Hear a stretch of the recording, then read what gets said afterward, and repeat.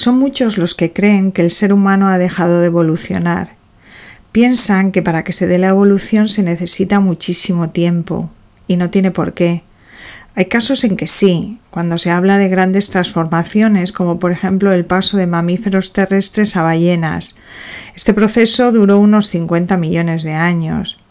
Pero los pequeños cambios se suceden constantemente, y no por ser pequeños dejan de tener trascendencia. Un ejemplo, la mutación de un solo gen en una bacteria puede hacerla resistente a antibióticos. Por si no conoces este vocabulario, te explico.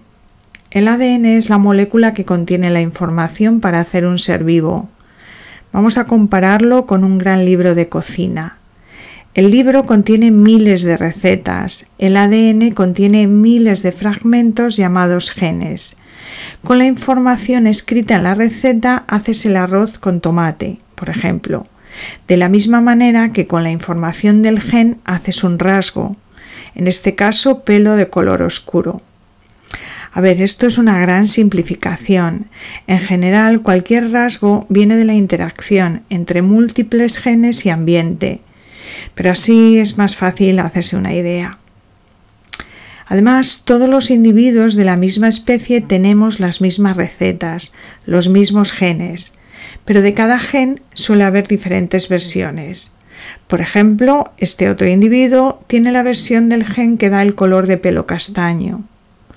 ¿Cómo han surgido estas variantes, esas versiones del mismo gen?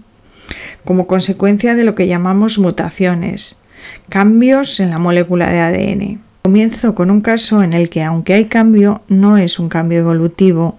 Quiero que veas la diferencia. Desgraciadamente, los Padawan, un grupo humano originario de Birmania, tiene como tradición poner aros en el cuello de las niñas para alargársele, rasgo que se considera de gran belleza. Bueno, ahora lo hace más bien para vivir del turismo. Es algo triste. Esta mujer nació con el cuello corto. Durante su infancia se le alargaron con estos aros. Cuando se reprodujo, ¿cómo crees que fue su bebé? Pues nació con el cuello corto. La madre no le puede pasar el rasgo adquirido cuello largo. Es una característica que apareció como consecuencia de una acción realizada después de su nacimiento. Esa información no está en el ADN. La madre nació con el cuello corto, tiene esa versión del gen y es la que pasa a su hijo con el óvulo. Ahora vayamos al caso de una mujer que nació con el cuello largo porque tenía una mutación en el gen. Esa mujer siempre ha tenido el cuello largo. Esta versión del gen podrá pasar a su óvulo y es probable que su hijo nazca con el cuello largo. En este caso, el tamaño de cuello es un rasgo heredado. Para que un cambio sea evolutivo, la información que tenemos en nuestro ADN tiene que, mediante la reproducción, pasar a nuestros descendientes. La evolución actúa sobre los rasgos heredados, porque el cambio que aparece en un individuo puede transmitirse de generación en generación, cosa que no ocurre con los rasgos adquiridos, que desaparecen al mismo tiempo que el que los posee. ¿Entendido? El caso de las mujeres jirafa no es un cambio evolutivo. Vamos con ejemplos que sí lo son. Si eres adulto y digieres la leche, es que eres un mutante. Bueno, y si no la digieres también. Todos somos mutantes para algún gen. Los mamíferos nos caracterizamos por alimentar a nuestras crías con leche materna. En nuestro ADN hay un gen que tiene la información para que se dé esta característica. Pero ¿qué es lo que ocurre cuando un mamífero se hace adulto? Que este gen se desactiva y no se puede digerir la leche. ¿Y qué nos ocurre a muchos de nosotros y de los animales que hemos domesticado? Que sí podemos. Tenemos una versión del gen que no se desactiva en adultos. Esto es algo rarísimo en mamíferos. ¿Qué ha pasado? Partimos de una sociedad ganadera en donde los individuos tienen la versión del gen que les impide digerir la leche cuando son adultos. Cuando se reproducen, lo más probable es que tengan hijos con la misma versión, también intolerantes a la lactosa. Pero imagina que en uno de ellos aparece una mutación que le permite beber leche de adulto. tendría una gran ventaja, dispondría de alimento en abundancia, sobreviviría y se reproduciría más. Los descendientes que heredaran la mutación se reproducirían también más y gran parte de la población terminaría siendo capaz de digerir la leche en estado adulto. Siguiendo con el mismo razonamiento, si esa mutación aparece en una sociedad puramente agrícola, no hay ventaja adaptativa, no hay leche animal con la que alimentarse de adulto.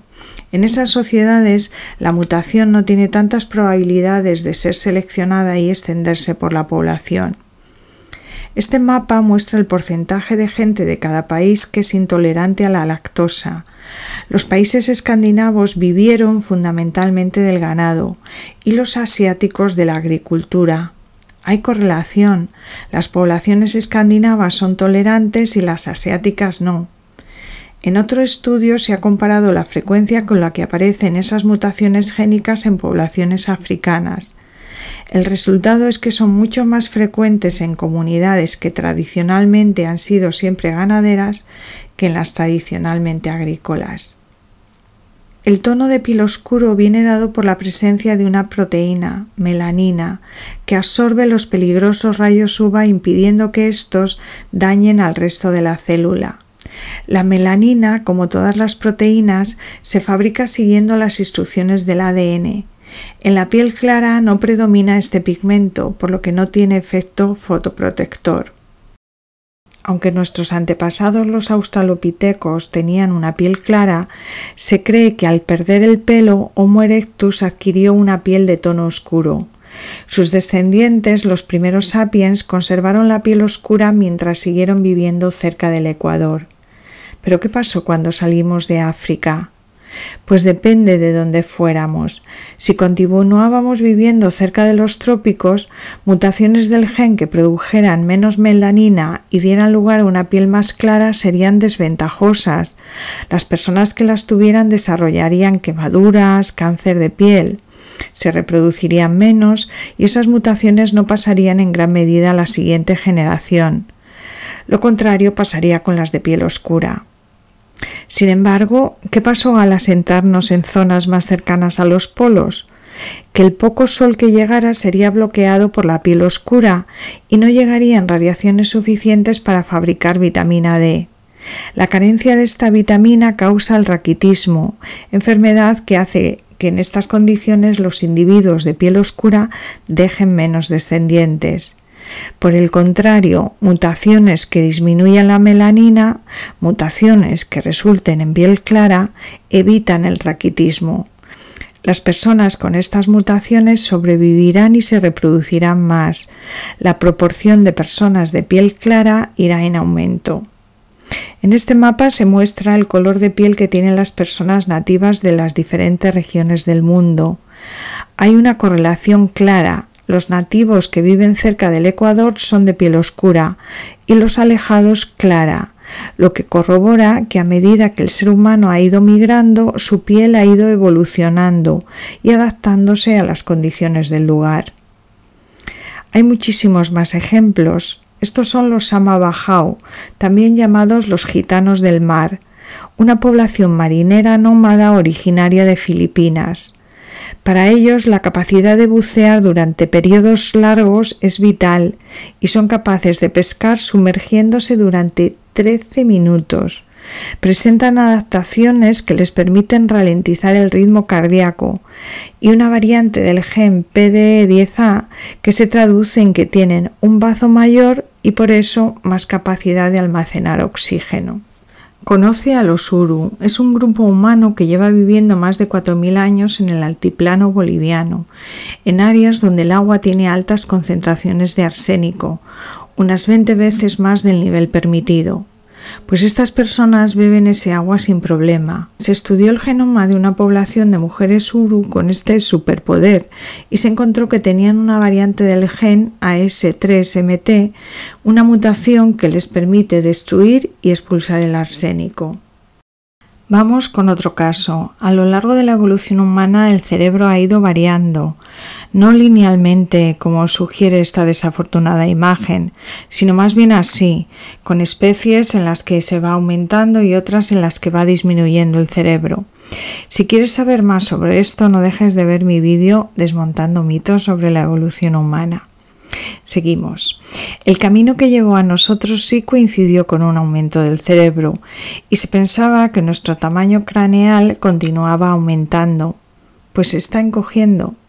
Se calcula que en los últimos 20.000 años los varones han pasado de tener una capacidad craneana de 1.500 a 1.300 centímetros cúbicos y las mujeres han descendido en la misma proporción.